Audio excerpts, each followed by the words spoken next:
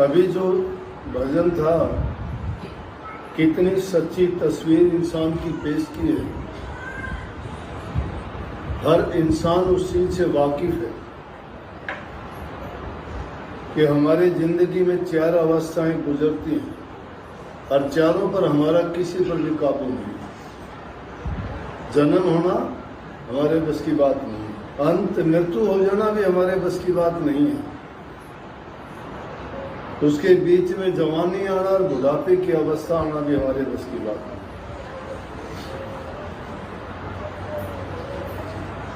ये चारों की चारों चीज हर इंसान के जीवन में गुजरती हैं और उसकी सच्ची तस्वीर पेश करी। 2 ही मुख्य करके बातें रही कि इस जीव ने जब दुनिया में आना था और माँ के गर्भ में जब था तो इसको याद था सब कुछ। परमात्मा से भी इसकी वार्तालाप होता था, उसको देखता था, प्रार्थना भी करी।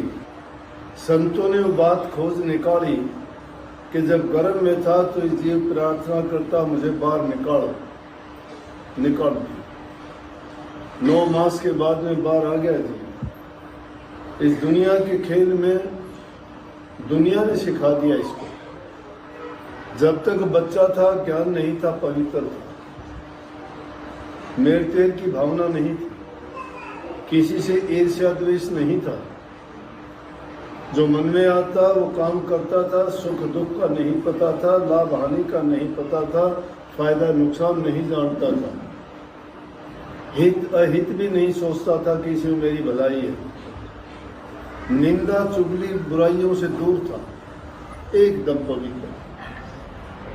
लेकिन जो जो इस दुनिया की परिवेश में कदम रखता चला गया और जो माया के द्वारा लूटे गए जीव थे, उन्होंने उसको अपने जैसा बनाने के लिए वही बातें सिखानी शुरू कर दी। और उस सारे प्रोसेस का बता दिया कि जवान हुआ, दूल्हा हो गया, दुल्हन घर में आ गई, काम किया, लेकिन जो वायदा किया था वो पूरा नहीं किया। करते करते अवस्था बुढ़ापे की आ गई और उस हालत को देख के सब क्या कहने लगे कि परमात्मा इसको उठाता भी नहीं है। हम सब जानते भी हैं, देखते भी हैं, करते भी हैं। ये अवस्थाएं गुजरी, सबके साथ गुजरी, आंखों से देखे। अरे आंखों से तो महात्मा बुद्ध ने दूसरों की देखी थी ये अवस्थाएं।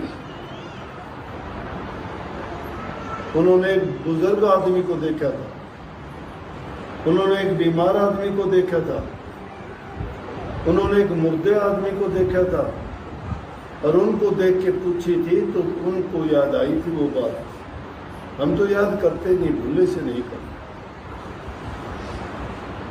हमें बार बार संत चेतावनी देते हैं, जगाते हैं, समझाते हैं, तरीका भी दे देते हैं कि इस तरीके के अनुसार चलोगे तो तुम्हें कोई किसी प्रकार का दुख नहीं होगा और इसे माया के आडंबर से निकल के तुम इस जन्म मरण से मुक्ति पा जाओगे, फिर दोबारा संसार में नहीं आओगे।